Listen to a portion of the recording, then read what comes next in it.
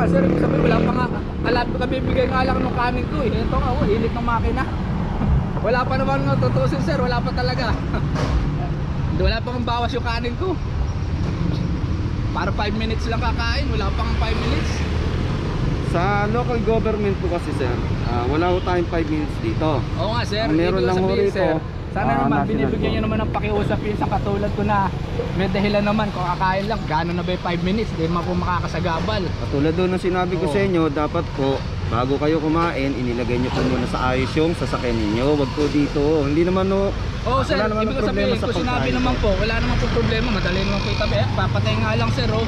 Wala pa nga isang minuto siguro yung nakakaano eh. Katatawid ko lang naman kayo sir eh. Tingnan nyo yung kanin ko sir, wala pa bawas.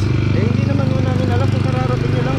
Oo nga sir. Pinabutan ho namin yung Hindi, nakita ko nga po kayo sir eh. Pasensya na po sir eh. Kasi nga galing, uuwi ako Bulacan, dito nga ako dadaan, diretso ako na Kaya nga NLEX. ho,